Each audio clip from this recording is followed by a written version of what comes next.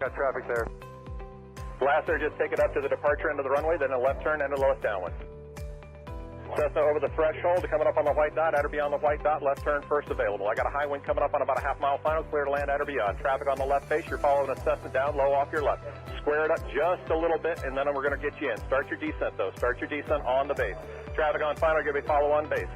Base traffic, start turning toward the numbers now. High wing coming up on quarter-mile final, take it all the way down to the green. Cessna taxiing on the green, expedite down to the next hard surface. Get me some speed, there you go, go fast. This is going to be good. I got traffic on a mile final, you're following traffic ahead and to your right. High wing coming up on the threshold, take it all the way down to the green dot. 5 Charlie Sierra, 2 mile final. A mile final, turn north, and we're going to just make you, we're going to bring you back around. Jet traffic's coming up on about a mile and a half final, runway 9er clear to land. Okay, all right, let's listen up, guys. If you're on final for runway 9, I want you to offset to the left. I got a jet that's landing on runway 9. The jet's cleared to land runway 9 if you can make it. If not, just continue straight ahead. It looks like you're going around for the jet. That's fine. Oh, we have one right in front of us, sir. Dragger. Let's see, what we got, a tricycle, put it down. Tricycle, put it down. Tail dragger, down to the green dot, then a left turn. Short final here, you cleared land on 9, all the way to the white dot, go down to the white dot. Find somebody to follow out here. Canard, just come to the runway and I might have to just send you around. That'll be fine. And for the jet, you just want to stay in this pattern or you want to go back out for an instrument approach? Stay in a pattern, Charlie Sierra. All right, just stay with me here for a minute. And my tail dragger, let's see, over the numbers, go down to the green. And Canard's going to have to go around. Canard, go around. And my high wing here over the runway, keep it airborne. You do not descend. You got a fast guy behind you. Do not descend. There you go. Keep it airborne. As soon as the guy behind you gets slowed down, I'm going to put you down. So keep it airborne. The one that just passed the white dot, make a left turn on the hard surface. All right, my high wing tail dragger, you can put it down now. And Charlie Sierra, let me get you about a mile off. Let's see, Charlie Sierra, I lost. There you are. Make a left-hand turn. I'll try to resequence you here on the downwinds. We'll see how it looks. Short final, you're clear to land runway 9 on the white dot. There you go. And the tricycle left on the hard surface and follow the flagman. Welcome. Thanks for being part of the show. And let's see, just find somebody to follow on the final, and as you get close to the runway, if it's not going to work, we're going to send you around and then try to re-sequence you. Now, who else got sent around that's not back on the downwind? The Canard? Yeah, Canard. All right, Canard, there's a Gulfstream up there that went around too. I just lost sight of him, but you're going to make kind of a left-hand turn and stay low. I think Charlie Sierra, what's your altitude? 3,200. Okay, that'll be fine. Just maintain VFR. I don't know what else is up there above you. Probably most everybody's down here, so just make a left-hand turn. We'll try to get you back here. Canard's got the jet in sight. Okay, the RV, maybe an RV-10, whatever, here on final. Keep your speed up and go all the way down to the, aim for the green dot for me. Actually, keep your speed up. There's a guy behind you. Aim for the green dot, and I'm sure that's plenty of room for you to land on runway 9. You're clear to land on runway 9. Number 2, you're going to go down to the white dot. Follow the white dot. Actually, you know what? That's 1,500 feet. You're going to land at the white dot. The spacing looks adequate here. 2 guys on final. You're kind of tight there. Keep each other in sight, and you're going to aim for the white dot. If it's not going to work, we'll come up with a plan B. We might have to send you around. The second guy behind you out there in about a 2-mile final. Are you slow enough to be able to follow that guy in front of you? You need to go around. Yeah, follow. Well, I probably shouldn't ask that because I had about 5 guys answer me, so I should know better than that. After 35 years, you would think, right? All right, so let me see. The guy who's number 1, it's number 1. What kind of airplane is he? An RV type. All right, RV type. Keep it airborne for me. And I got a fast guy behind you. The number 2 guy over the trees there. Go ahead and put it down on the numbers. My first guy just coming up on the numbers at the over the grass at the numbers. I want you to keep T-minus 1 minute and counting. Hello.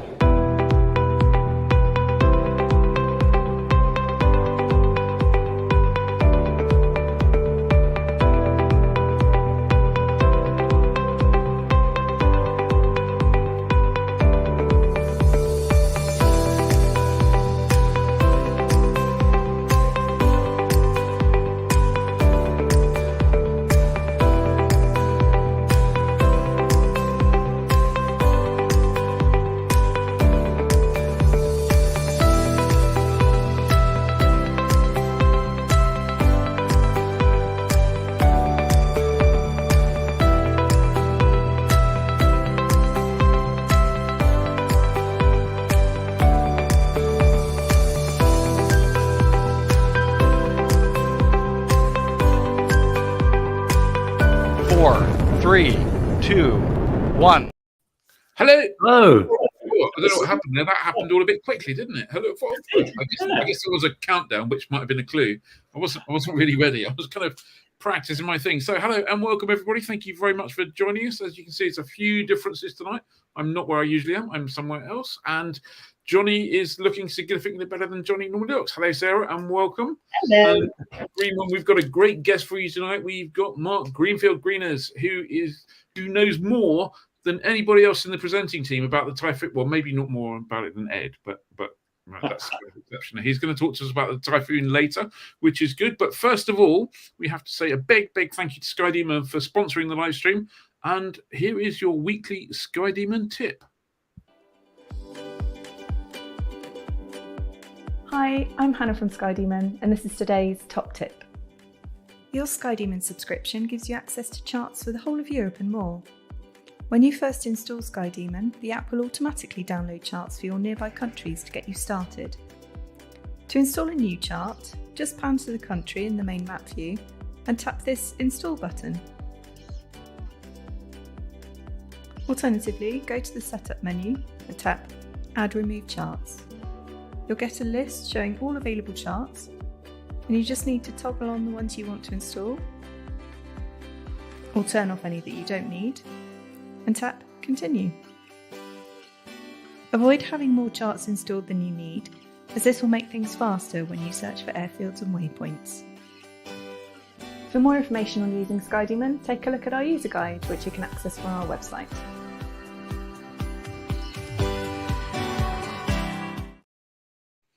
There you go. That's really good. Didn't know it did that. It's that time of year when you can start planning all those flights that are a little bit beyond Popham or wherever your local greasy. No, I better not go down that road, have I? It's that time of year when you can start planning flights overseas, and here you can do it with Sky Demon charts. There you go.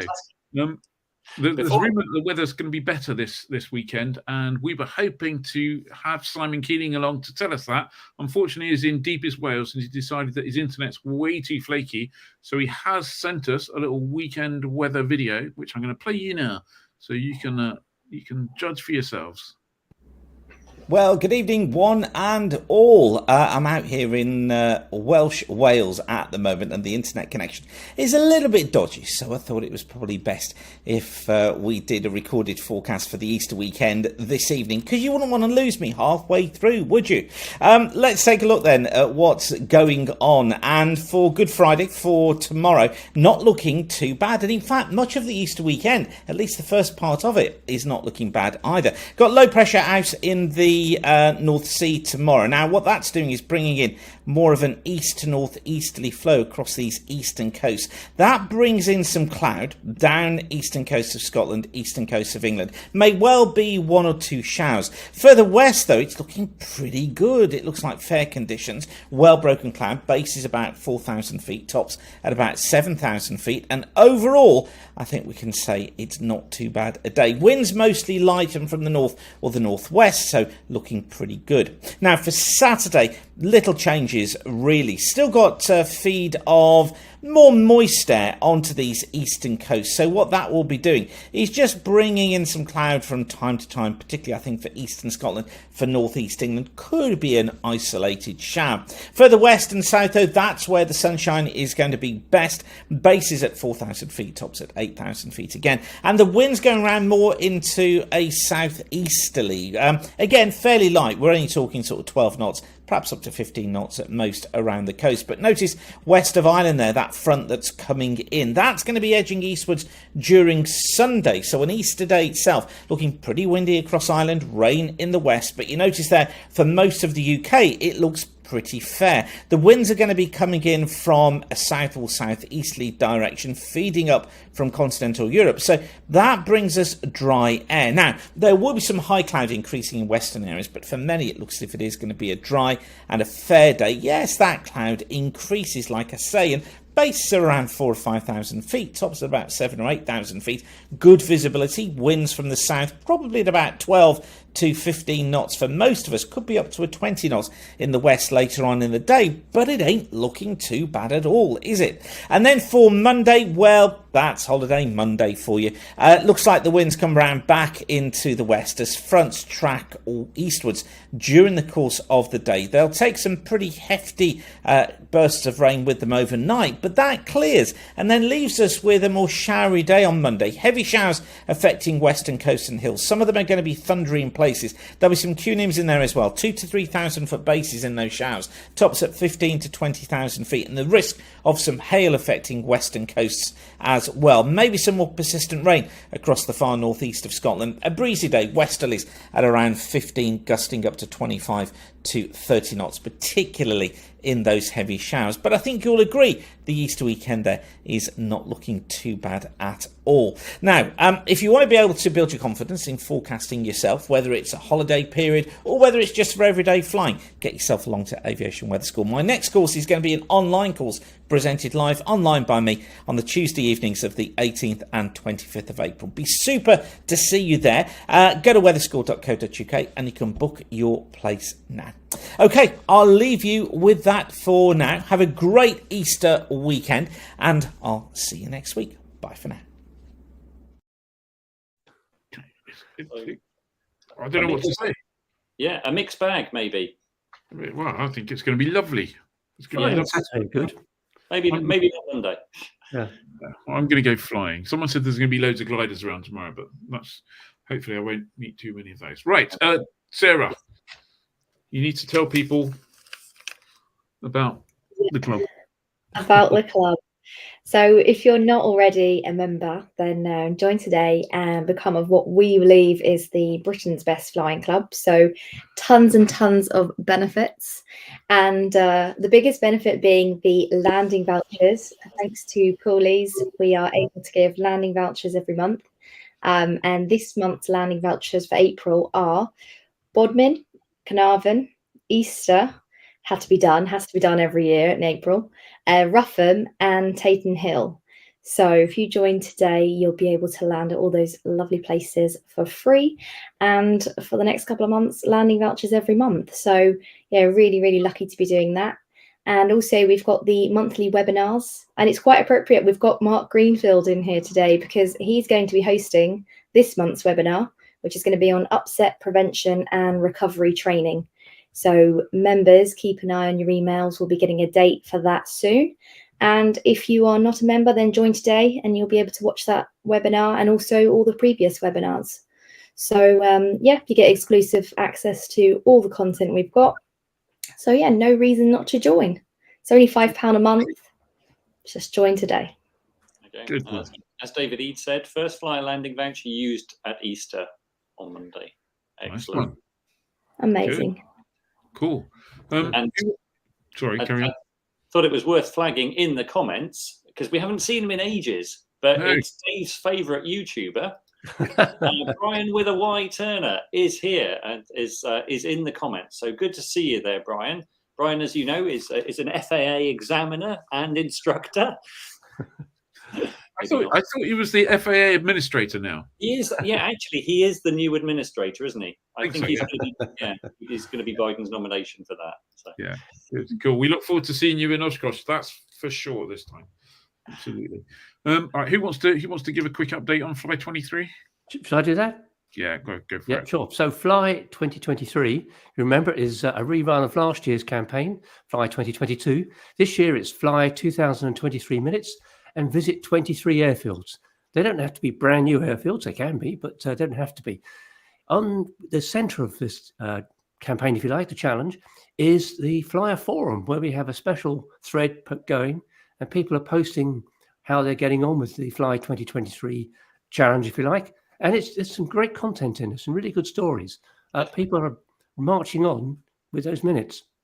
Absolutely. I ought to add, surely, the thing I didn't say, which I should have done, is that we have some good sponsors now behind the Fly 2023. There's Bose, UAvionics, and Continental Aerospace Technologies.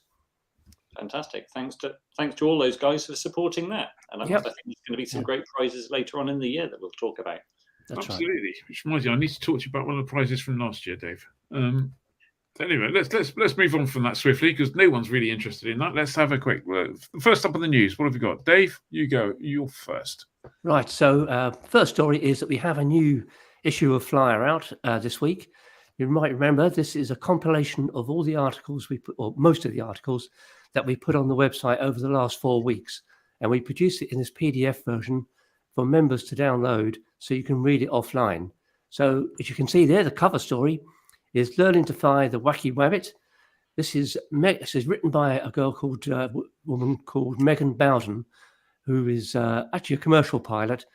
It's an absolutely joyous account of coming to terms with the World War II warbird. It's brilliant. You have to read it, and some great photographs in there as well. Also in the issue, we've got the first review of the Bose A30 headset. We've got it. We've got it in print, and we've also in PDF, and we've also got it in video on our YouTube channel. There's the first of 2 Dawn to Dusk articles. This month, it's to Norway to defy dawn to dusk, i.e. flying where the sun doesn't set in midsummer. It's a superb story by Adam Jackson and Martina Pertkov, and the photos are just brilliant. You really just look at it just for the photos, but yeah, the story's good as well. Also on her travels is Rachel Ramsey, our helicopter writer, who went to the Isle of Wight, but not Sandown or Bembridge. She's found somewhere else. What else? The big feature is about, you may remember we started a series on how much it costs to get a private pilot's license. And this time we're looking at the helicopter PPL. It's fair to say it's fairly frightening sums of money.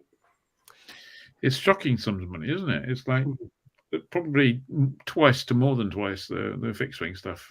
Yeah, I guess helicopter pilots would tell you that flying a helicopter is more than twice the fun of flying a fixed wing. I can't possibly comment, but there you go.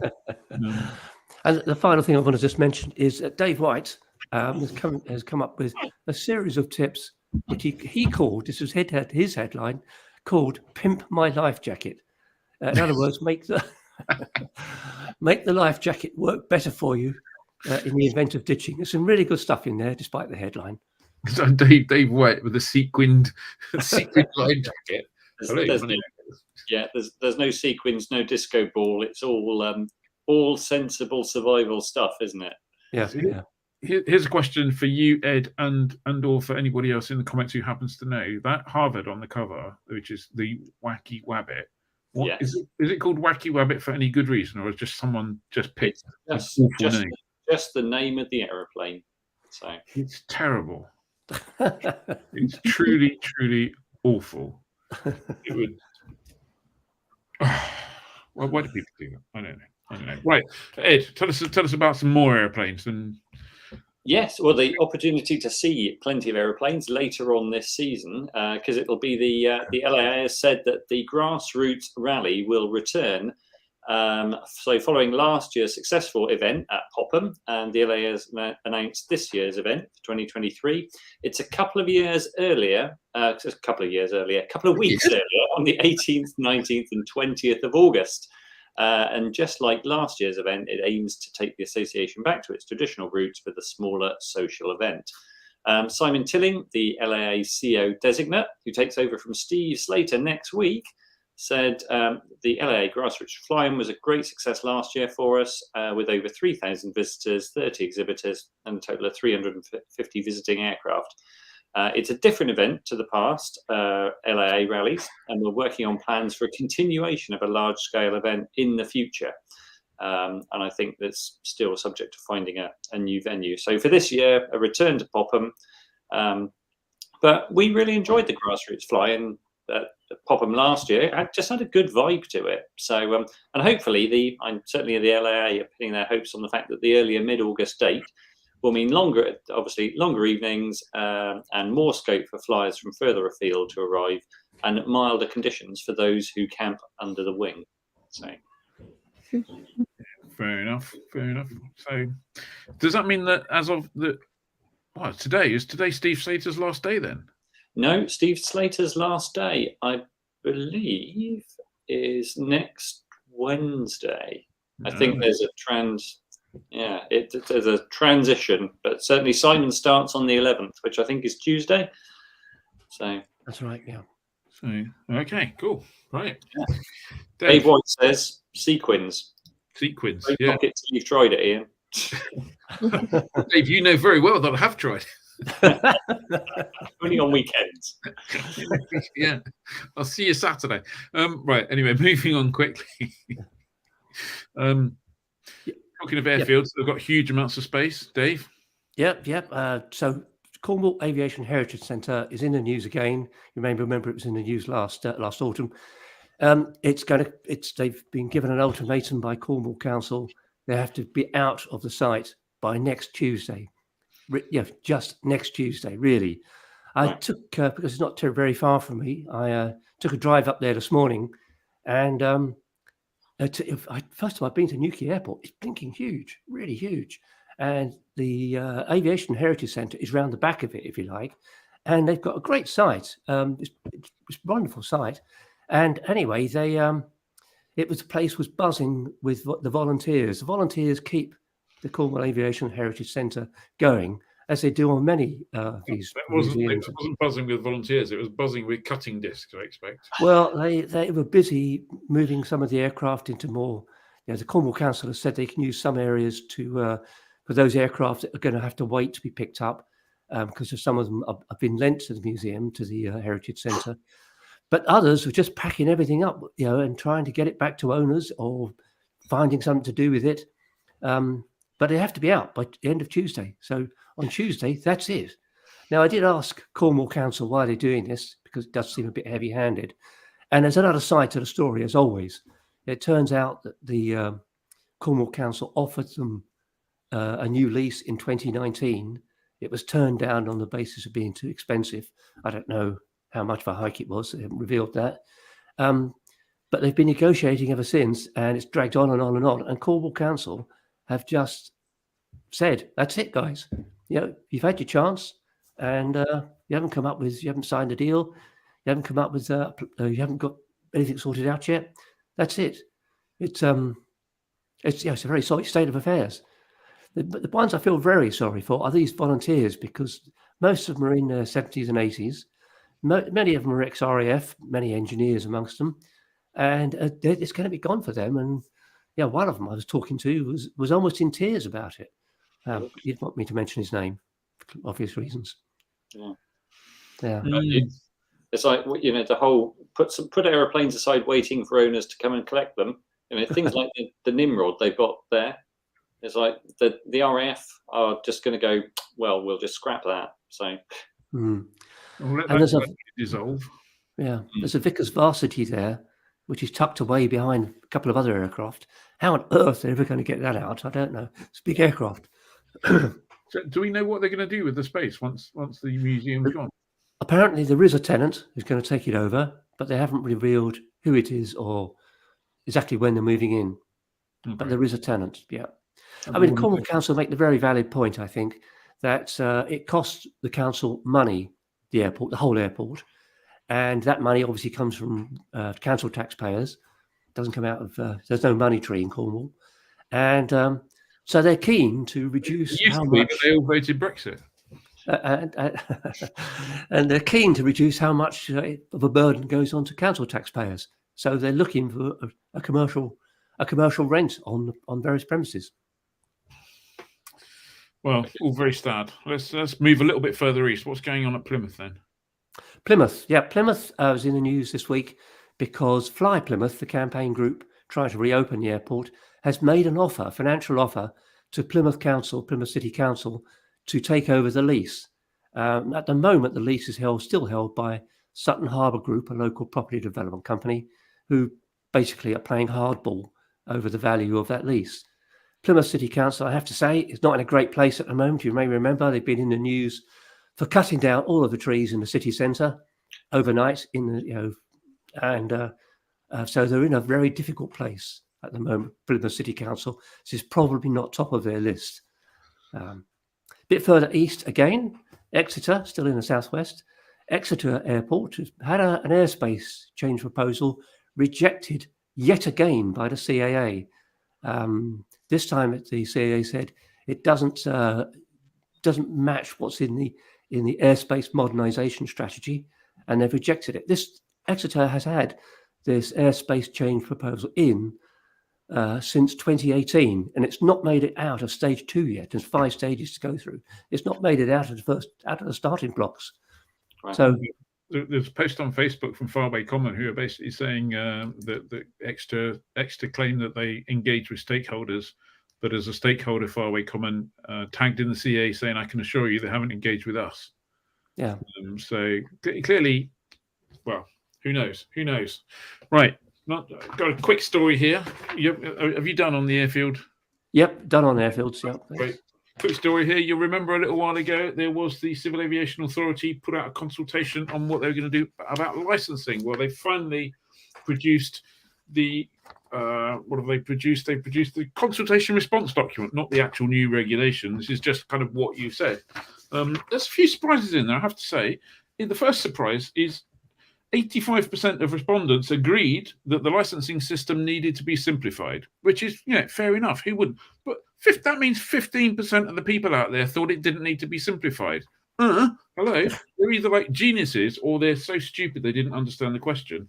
It's a bit like, and then 82% of the respondents said, yeah, of course, please go through and make sure that there's no gold plating going on, which seems completely logical. But that means 18% of people went, no, gold plate, just add as much crap to it as you want.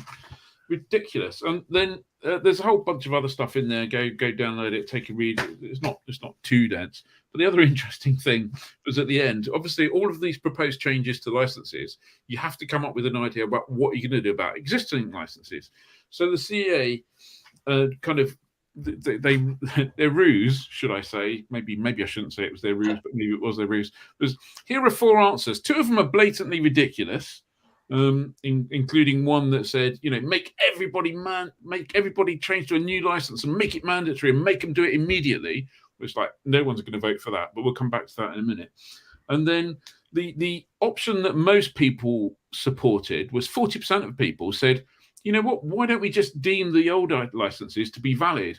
Because, until clearly people will move away and then they'll just, let's do that. And the CEO went, yes, well, but 25% people said we could change them after a sunset period that wasn't defined. So even though 40% of people said that, we think we don't want that one, we want this one. So they came up with the 4 ridiculous things and then decided to pick the one that is bonkers anyway.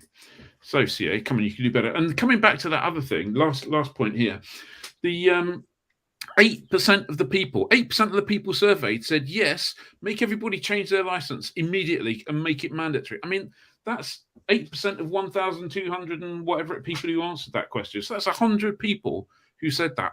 What are you thinking? If you were one of those people who said that, and I'm sure you're not, because otherwise you wouldn't be sensible enough and be watching this. What were those people thinking? Yes, please come on. Here's my wallet. I mean, just help yourselves. Take whatever you want out. Oh, jeez, I don't know. Anyway, that's enough of that. Sarah.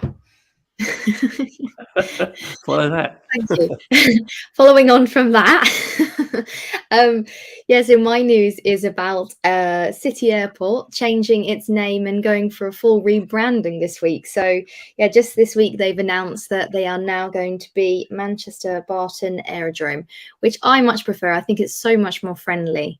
So they've just announced that this week, and there is more on our website, and there's also a video that takes you to I think it's the airfield owner there talking about why they've chosen to do it now, and what it will mean. And it's quite interesting. So it got us thinking about what airfields we would probably rename. And I don't know if you guys have got any, because mine are just really silly. Well, Compton Abbas, we could call it Smoking Barrels. I was thinking Richie Rich, actually. Richie Rich for Compton Abbas. Yeah. Ed, have you got any? I can't. Not sure. Can't think of anything off the top of my head. Okay. Do you ever have those moments where your brain just connects different words really randomly? Frequently when I talk. Yeah, well, mine, for some reason, Oaksey Park is just like the Hokey Cokey. I've got no idea why. It's not even that close, but I just renamed that the Hokey Cokey. And Oaksey Park is could be a little bit of heaven. It could be, yeah. a lovely spot. There's quite a good one there from Skycrow. I'll just show that. Sanding to Dandown. Ooh, that is a good one. Sandown to Dandown, definitely. Yeah. I've heard that lots of times. Erotique said there'll always be Barton, like Staverton and Kidlington. Yeah. And Shoreham. Paul Fraser Benison said it was Barton in 1972 when I learned to fly there. So. Do you think I'd get in trouble if I say that Cranfield should be called closed? Possibly. On the basis that it's really bad at accepting aircraft in there. Yes. Yeah. Martin Loosby said, what happened to Le Touquet Queen Elizabeth? Good point. Good point. That's true. Yeah. Yeah. Well, it's coming towards the season where we're going to have to go and check out the 2K again soon, isn't it? There you go. Right. Scholarships. Sorry? Yep. Dave and scholarships. Yep. Scholarships. Cotswold Airport has announced some more scholarships for young people in its local area. This is to go and work at the airport for a week during the summer. So they get to learn all of the bits of, well, get to see all of what goes to make an airport work, and hopefully they'll choose a career in aviation. There's also some scholarships from the Air League, which I've forgotten to look this up, actually. I should have done. Been a bit busy today. And you went to I think the deadline is the end of April. Cool. Yeah. Cool. Before we move on to Ed, I've just thought of another one for a new name for Le Bourget, which is "Don't darken our door, you piston paupers." Aerodrome. Right. Have you had a bad experience with Le Bourget in the past, Ian? I've never been able to afford to go to Le Bourget apart from in a bus, to be honest with you. That's a bit like Biggin Hill. I've been to Biggin Hill a few times and I can just about afford Biggin Hill, but Le Bourget is probably, I think, literally 10 to 15 times more than Biggin Hill. Wow. Okay. It's probably it literally is 500-600. Le Bourget is the Farnborough of Paris. Okay. But you can at least go there. Yeah, you have to persuade them and you have to pay huge amounts of money. You can go to Farnborough as well, but it's just going to cost you the best part of $1,000 or something, isn't it? True. Yeah. There you go. There you go. Right. So last bit of news is Aero Friedrichshafen is just around the corner, and beginning Wednesday the 19th, running till Saturday the 22nd of April, Flyer will be reporting there thanks to our Aero Show coverage supporters. That's Cirrus Aircraft and 4Flight. So if you can't make the trip to Germany, sit back and we'll be able to tell you what's new and exciting from the show. But yeah, there'll be a week of coverage and we're excited to be bringing that to you. Yeah. We're aiming to have daily videos. And we'll have a roundup at the end, and then all sorts of stuff. But there'll definitely be daily videos and live stream extra, hopefully, from the show, and live stream again from Ed's hotel room, probably. If I've got the best internet. It's whoever's got the best internet needs to keep their room tidy. That's it. Right, enough of all this stuff. It's got to be time to bring on the star of the show for tonight. You can see him in the green room. There he is. Let me put him up here and just make him big. Oh, it's the wrong one.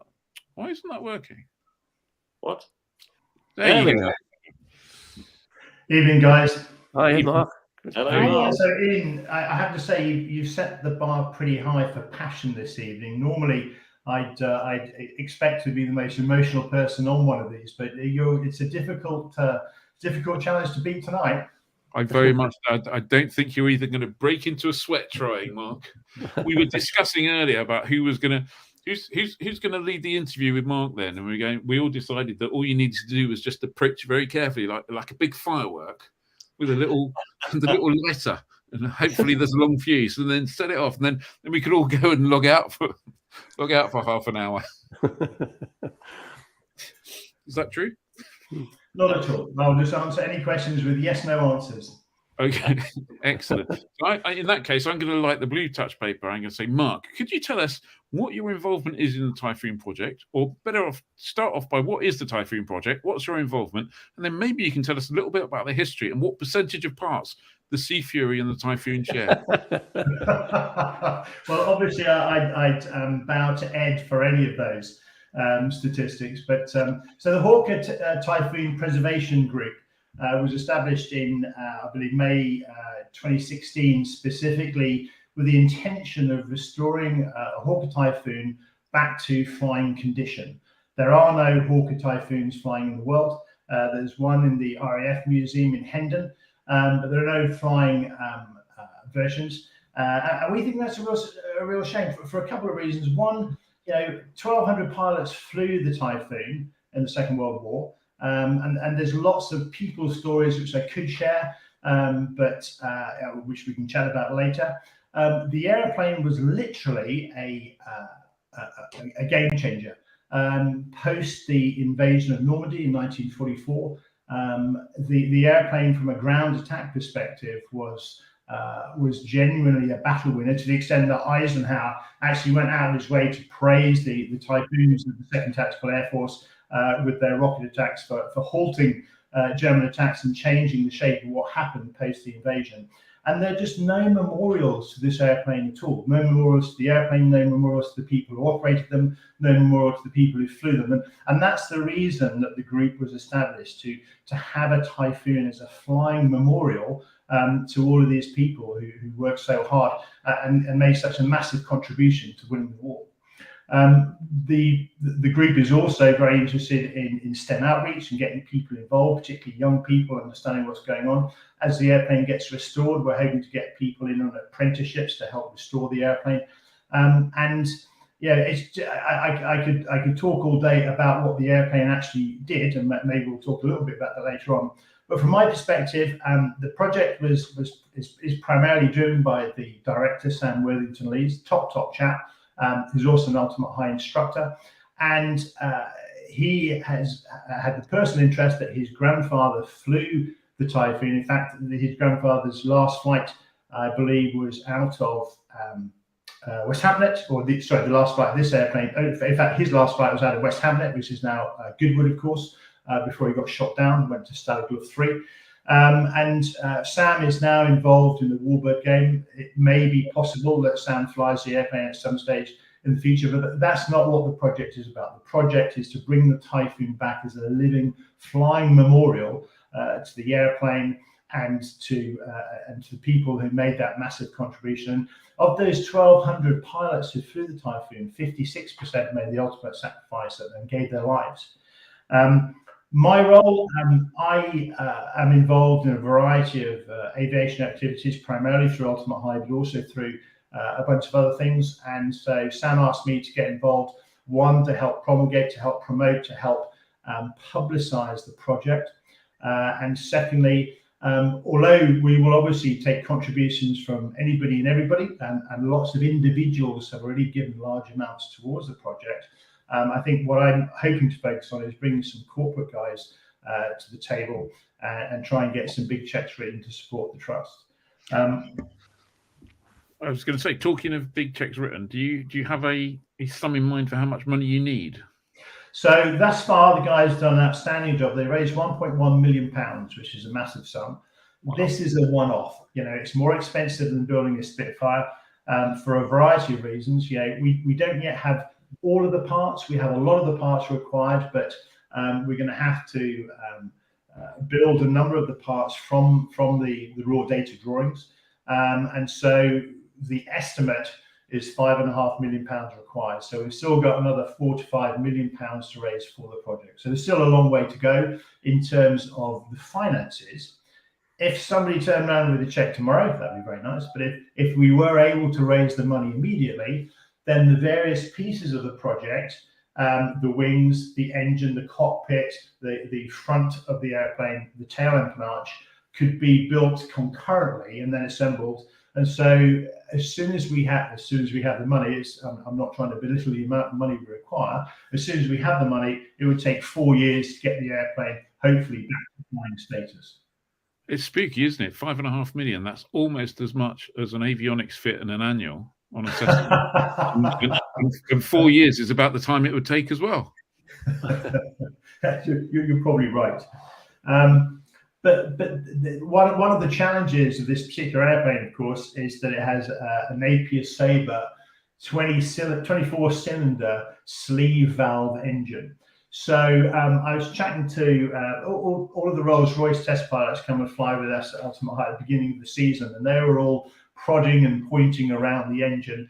For those of you not familiar with an H arrangement, it basically means you've got two 12-cylinder boxer engines, so directly reciprocating, one on top of the other. From a manufacturing tolerance perspective, that makes it very difficult. From a timing perspective, it makes it difficult. And the engine we have, which is very generously given to us through Cranfield University, is one of one. It has been inhibited. We're realistic in terms of how much work we're going to have to do. We won't actually find out until we crack the engine open, but there will be a lot of work to do. But again, it's fascinating to talk to the engineers. The H-block engine is almost like an engine that would be created if a bunch of engineers were out on the lash and said, what's the most complicated engine we could possibly put together? Let's put it together for a bit of a joke. And there you have the Napier Sabre. And initially, it was not massively reliable. The sleeve valves, I'll let Ed explain the sleeve valves. There was actually a little model in there, but basically inside the cylinder, you've got a valve going in and out that rotates to open the inlet ports and then open the exhaust ports. So it's still a 4-stroke engine, but it takes away a lot of the, theoretically, it takes away a lot of the complexities of a conventional engine. But it's a monster of an engine, and the whole airplane was designed around this engine, of course. So Hawker started building this airplane because they knew the Hurricane would need to be replaced and superseded. So they designed the Hawker Typhoon. The Martin Baker MB3 also had the same engine. And the engine at the time was putting out 2,100 horsepower when the Spitfire was probably putting about 1,200 horsepower. So, massively powerful compared to engines of the day. Interestingly, they started off by making it air-cooled, but all the cylinders at the back of the engine overheated. So they went liquid-cooled, the same as the Merlin. And the airplane was about 100 miles an hour faster than the existing Spitfire. It was the first 400-mile-an-hour fighter in the Royal Air Force, which was very impressive at the time. However, they had a whole bunch of teething issues with this airplane. One of the reasons I'm so passionate about this airplane is that this is an airplane that managed to become a war-winning airplane despite the massive challenges that came away. The first flight, a chap called Philip Lucas was the Hawker chief test pilot. He went flying. The first flight was fine. It was a 1B. The difference between the 1A and the 1B, the 1A had 12 303 machine guns, the 1B had 420mm cannon. And the second time he went flying, it might have been the third time he went flying, he looked behind him and could see through the fuselage behind him. There's a great big gap, and he could see the ground through the fuselage. Now, I suspect any of us probably would have jumped out at that stage and taken the silk departure. He didn't want to lose the single prototype, so he managed to actually land the airplane with the tail kind of flopping off at the end, for which he was awarded the George Medal. Good for him. But after the first airplane flew, Lord Beaverbrook, who'd been put in charge of industrial production in the Second World War of aircraft, basically prioritized 5 airplanes, and the Typhoon was delayed. So my question to this august crew: what were the 5 airplanes that Beaverbrook prioritized? Wait. Nominate Ed. I'll give you Spitfire and Hurricane. Lancaster. Was the Blenheim one? Mosquito. They were all light bombers. Okay. Blenheim was one of them? Blenheim? Yeah. Yeah. Can you say they're all light bombers, and you're including the Spitfire and the Hurricane? No.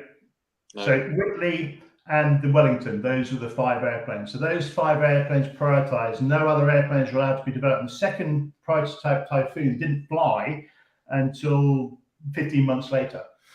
And then started going to production. But they found out on the first airplanes, they did have this weakness at the back of the airplanes that the tail, unfortunately, would kind of fall off, which is not very good for flying. So they ended up reinforcing the rear fuselage. I believe right at the end of that particular piece. So that's our rear fuselage of RB396. It's being remanufactured at on the Isle of Wight at FM Assemblies. It's nearly complete. That's the first piece we've had rebuilt. And that actually includes 80% original materials. I know it looks very shiny, but that's 80% original, which is fantastic. And the other 2 issues they had with the airplane was the wing was very thick to take those 420mm cannons at 18% thickness cord at the front.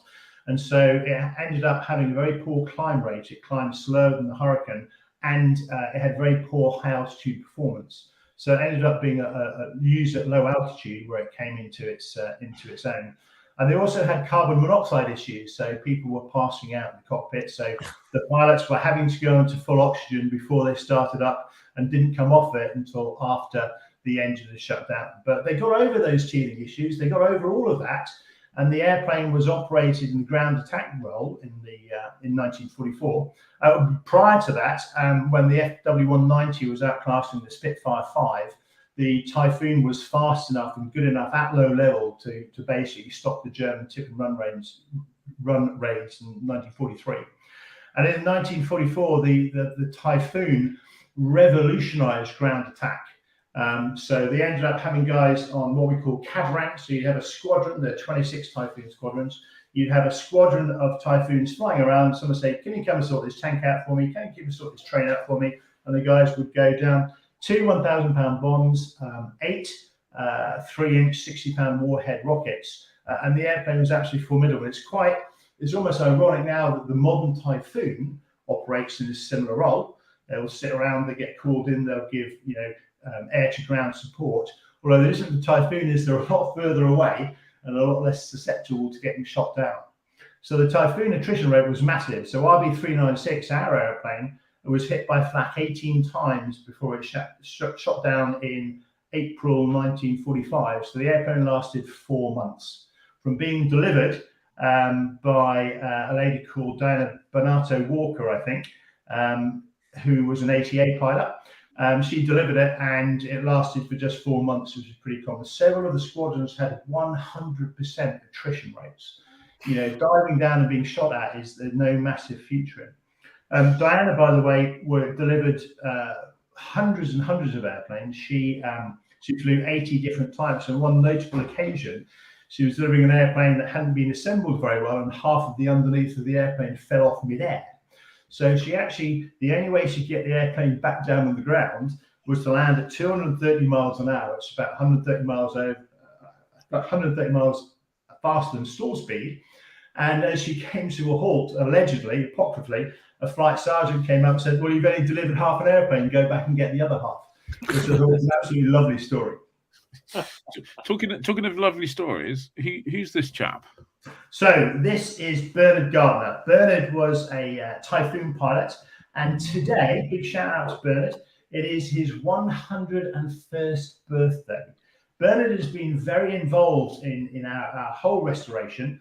He spent a lot of time. He lives in Jersey. He comes over and supports us at all our events. We had a fundraising event at Duxford at Johnny Remain's Arco, who are restoring the rest of the airplane, last Saturday, which is the 1st of April. And that's the same day that RB396 got shot down. So it's the anniversary of 396 getting shot down. And he was there. We wanted to make a fuss of him. The airplane you see on the left-hand side there is Hurricane X-Ray Papa. For those of you who know, that's the 2-seat Hurricane, and we arranged for him to go flying in the Hurricane because he flew the Hurricane before the Typhoon. And I have to say, for 100 years old, 101 minus 5 days, because he flew last Sunday, he jumped into the airplane and came out with a massive grin on his face, which was absolutely fantastic. Really enjoyed flying the airplane. 101 years old, and when you talk to him, he flew 71 missions in the Typhoon.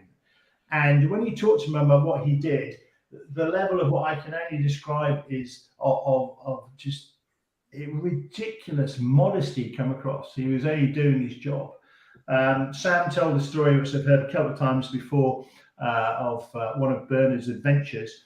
He was flying the Typhoon, and he noticed some Land Army girls on the ground. He thought, I know, I'll say hello to them in my airplanes I fly over, like no pilot has ever done before. And he had been limited to fly at 200 feet. I'm going to get the name of the bush wrong, but he managed to find the only hazel bush that was 200 foot tall in the whole part of the world. And he came back with bits of bush in his chin radiator, and he was grounded for a couple of weeks. But you would really, wouldn't you? Absolutely. So What I mean, just looking at the picture there at Duxford, where's my Duxford picture?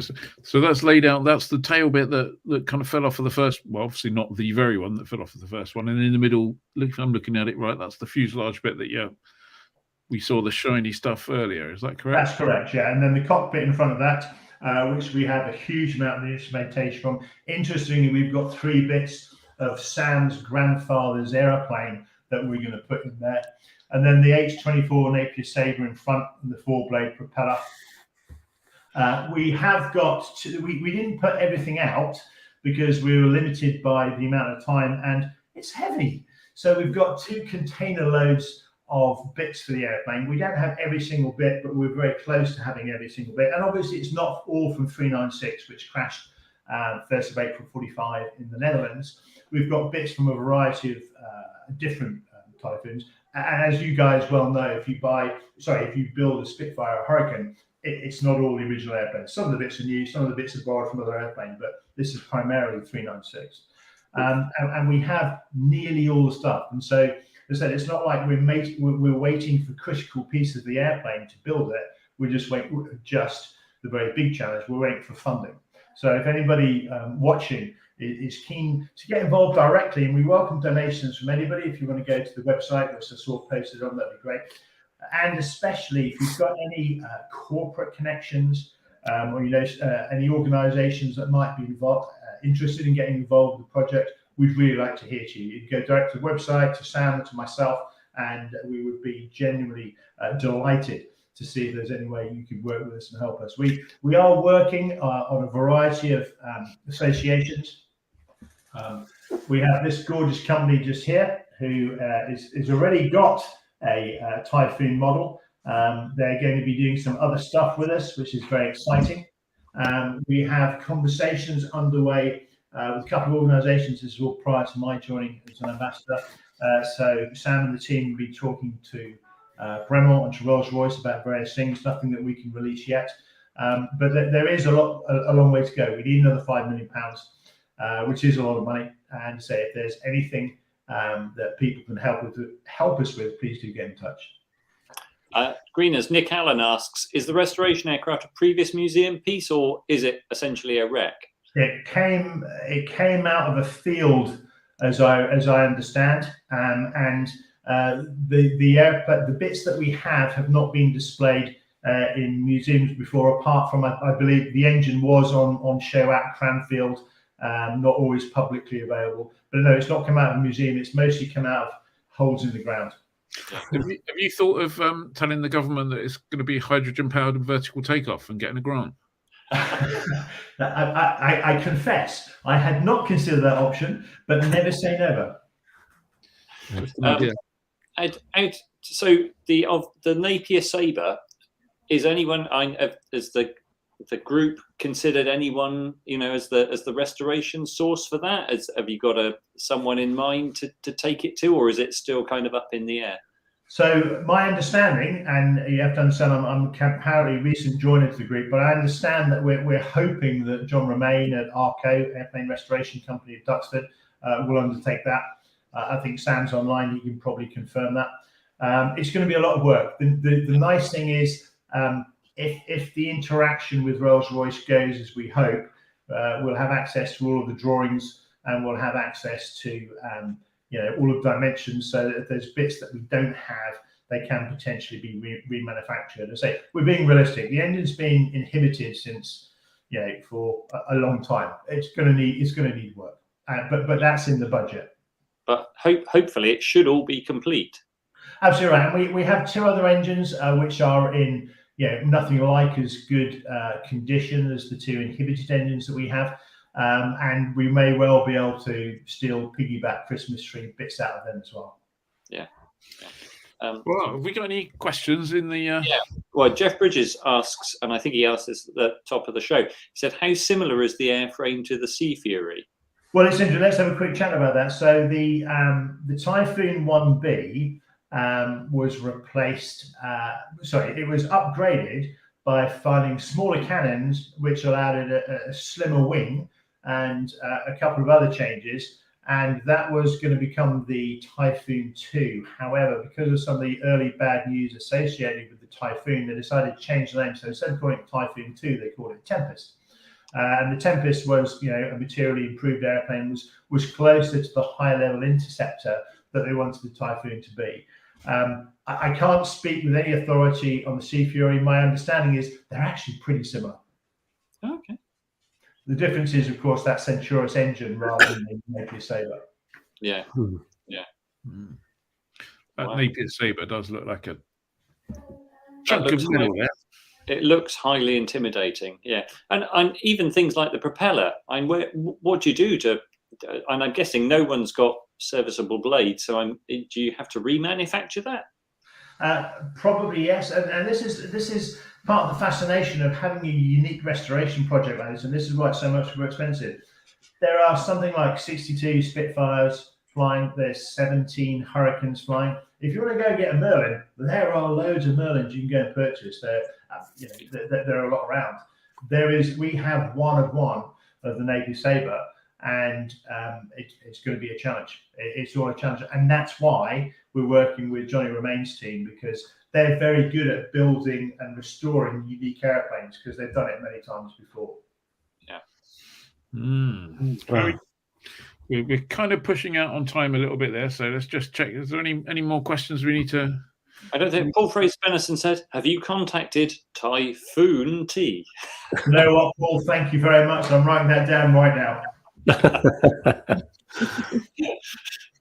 By the way, Greeners, Textron do still own the Hawker brand. Thank you, Dave. We chatted about that on Saturday, didn't we? So thank you for checking up on that for me. Yeah. I will follow up with them as well. Good. Well, in that case, I'd like to say thank you very much, Mr. Greeners. You've been excellent. You've been super informative, super enthusiastic. It's been an absolute pleasure, as always. We look forward to having you back for the UPRT webinar. Members only. If you're not a member, join. And I look forward to catching up with you for a small glass of wine at some stage. Cheers. Cheers. Thank you very much. Good luck with the ambassadorship. Yeah. Thanks very much. Thanks, Mark. See you soon. Yeah. Talk slowly while I find my video that I need to run now. Where is it? Must be time for.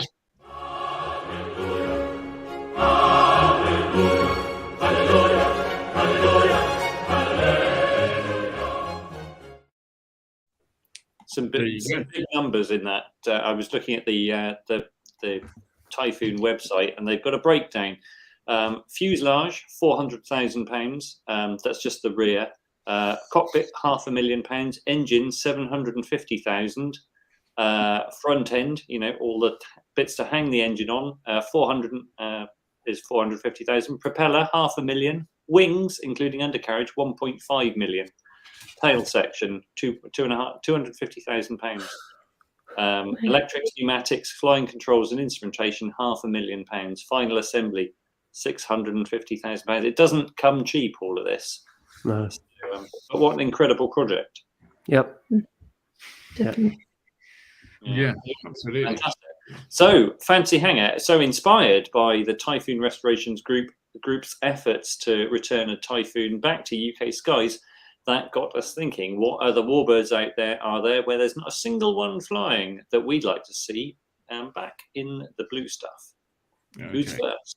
Well, Dave's first on the list. The list didn't get juggled from last week. So if you're okay with that, Dave, we'll still go with you first in there. Yep, sure. Well, I've gone for something that never did very much at all, apart from cause arguments in Parliament. It's the British Aircraft Corporation TSR-2. There was one flying at one point, and people said it did everything we wanted an aircraft to do, except it didn't satisfy the politicians. And this, unfortunately, was canned by the government back in the 60s. And it's the usual problem with aeroplanes. They run over budget, and it was too much money. Plus, also, you have to say, there was an argument between the Royal Navy, who wanted the Buccaneer, and the Royal Air Force, who wanted a TSR-2. It was supposed to be the highest performing aircraft of its time, and it had really advanced methods of controls. It would have been wonderful.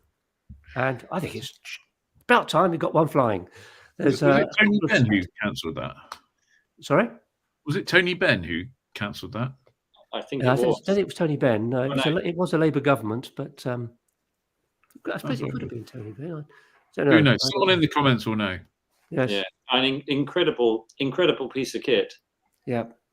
So there's one at Duxford, isn't there? If you want to go and have a look around.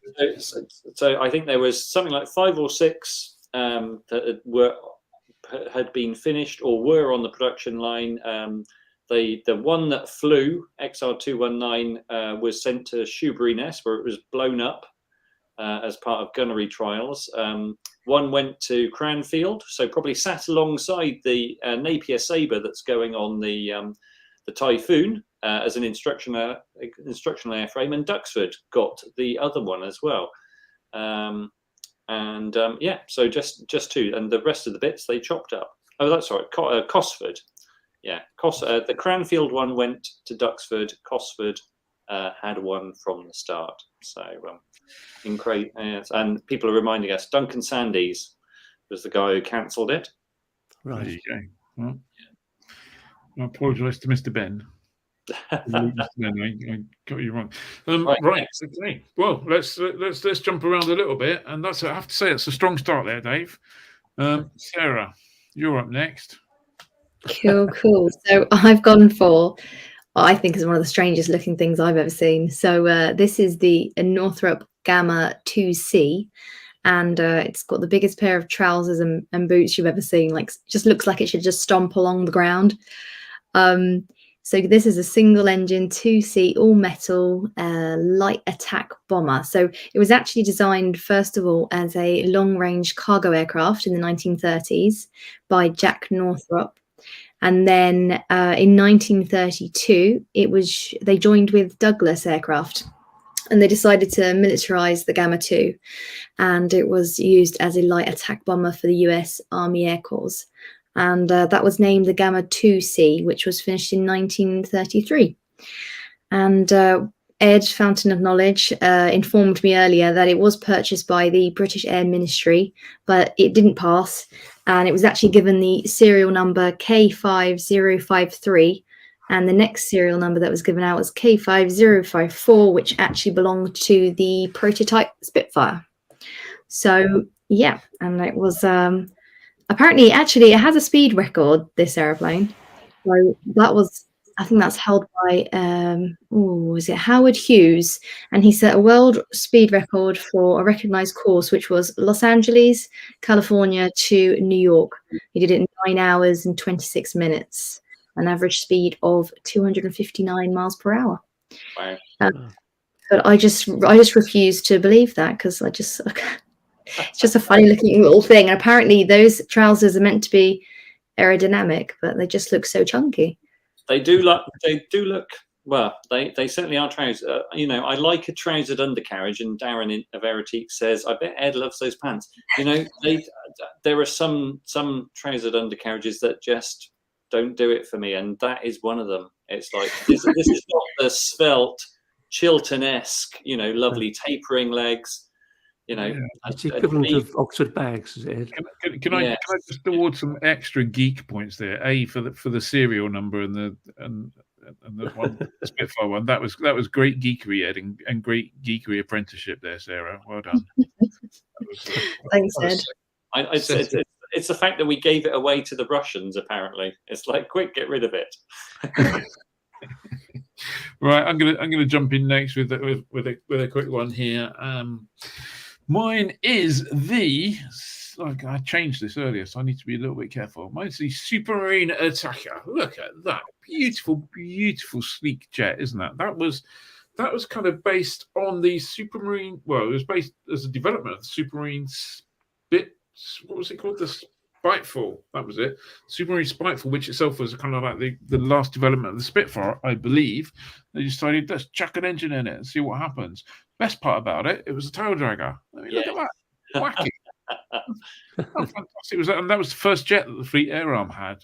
There was one surviving that was a Gate Guardian at, I need to get this right, Royal Naval Air Station, Abbot Cinch, which I'm sure people in the comments will know where Abbotssinch is. If not, I'll tell you later. And it's now in Yeovilton, so you can go and see it down there. You've got to say that was after Piston Fighters, when they rocked up and showed that to the pilots, they must have gone like, "Oh wow, this is amazing," and then must have been utterly not blown away by its complete lack of performance and the fact that you can get to sort of 500 knots, I think. In what, 12 months? It was a while ago, and jet engines weren't that responsive and everything back then. But it was a good development. It had I think it was bought by the Pakistan Air Force. They bought something. I think it was flying until like maybe 1960 or something. Mark Albury says, "Good for melting tarmac." Yeah, absolutely. I can see that. So I reckon, I just think when you look at it, it actually looks, apart from the tail, which is clearly looks too small. It looks pretty good. They should put the tail on it from the stagger wing or something. Yeah, I don't know, but yeah, no, and that's certainly got presence. If you arrived at flying in that, you would. Yeah, so I mean, we're talking about resurrecting warbirds and stuff here. So if you resurrected that, I reckon you get a whole bunch of bookings at shows around the country, probably around Europe. You may nearly get as many bookings as I would get for my suggestion. You wouldn't get any bookings for your suggestion, Ed. You say that. So I remember we had touched on. I think we touched on the revival of warbirds, rare warbirds once before, and I think I went for the de Havilland Hornet, which I've seen appear a couple of times in the comments. This time around, I thought, I'm going to go for the big, brutal Bristol Beaufighter, which was originally conceived as a heavy fighter variant of the Bristol Beaufort. It was a really effective night fighter and operated by the Royal Air Force during the Battle of Britain. Large size allowed it to carry heavy armament and early airborne interception radar without major performance penalties. Had two 1600 horsepower Bristol Hercules 17s, which were 14-cylinder sleeve valve radial engines. By fighter standards, the Beaufighter was heavy and slow, but with an all-up weight of 16,000 pounds, it managed 335 miles an hour. But it was the only heavy fighter available that we had, and it was armed with a total of 4 forward-firing 20mm Hispano cannons and 6 Browning machine guns. If you fired everything at once, it slowed you down by 25 knots. Is the second picture of the... Yeah, so it was popular with crews. Out of the 6,000 built, just 7 airframes exist today in museums. Plus, there are 4 known wrecks, all in the sea, including a Beaufighter TF9, which was uncovered by shifting sands on Cleethorpes Beach near Grimsby in May 2020. The one you see here has been under restoration for, I think, probably about 20 years by the Fighter Collection at Duxford. It's a bit of an amalgam of different airframes. And they've pretty much finished the airframe, but they're still the thing they're trying to solve is finding a pair of serviceable and reliable Bristol Hercules engines that they can put on that and trust to fly with. And I think that's a real problem. So, but weeks has probably got somebody's garage. Yeah, and potentially, we could see someone said, Mike Roberts says 2 engines remain on Snowdon from a training accident. I'm guessing they're not going to be airworthy, Mike. So, no, probably not. Got to start somewhere, though. Captain says it arrived at the Fighter Collection in the early 90s, so nearly 30 years. And they've had a few epic restoration projects. That's probably going to be, if that ever flies, that is going to be amazing. So. Cool. Well, it's probably time to ask who's won then. So looking through. Is it that one or is it that one?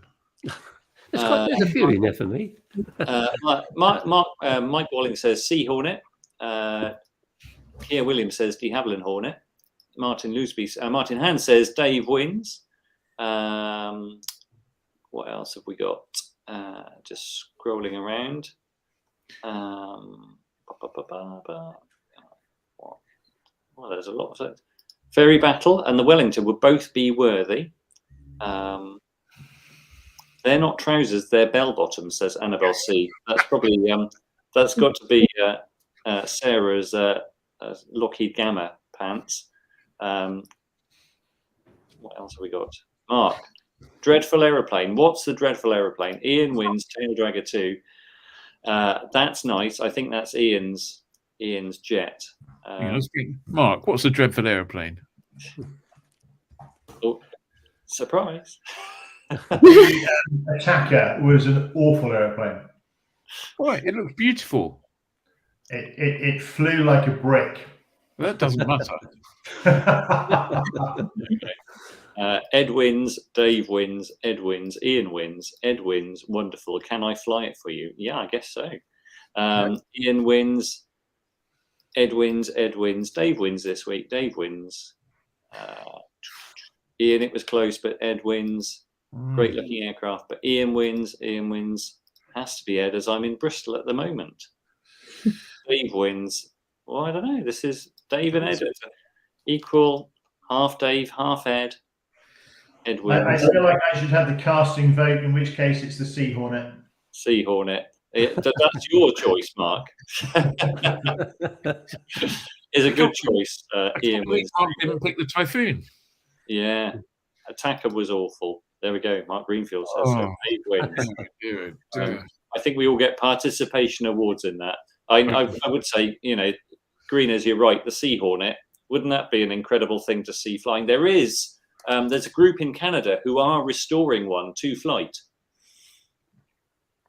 Yeah. Amazing.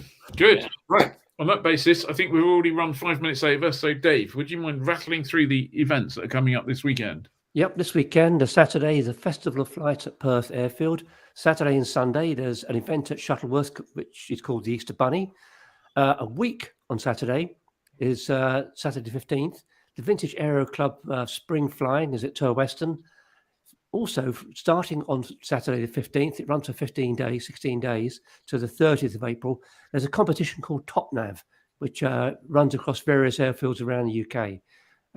Sunday the 16th, there's an open day at Popham. That's it for now. Not to mention Aero, starting on the week after that, 17th, 18th, or something like that. Yeah, we're leaving on the 17th. The actual event opens on the 19th. Yeah. 19th, yeah. Great event. If you're there, come along, say hello, or find us, buy us a beer or something. We'll buy you a currywurst or whatever. I don't know. Anyway, thank you very much, everyone. Thanks for joining us. It's been an absolute pleasure. Have a great flying Easter. Don't eat too much chocolate. We will see you next Wednesday for a live stream extra. If you're a member, if you're not, why not? If you're watching this on Catch Up, just favor, leave a comment, subscribe, all that kind of stuff. That'd be great. Otherwise, have a great one. Thank you very much. Thanks. See ya. See ya. Cheers, guys.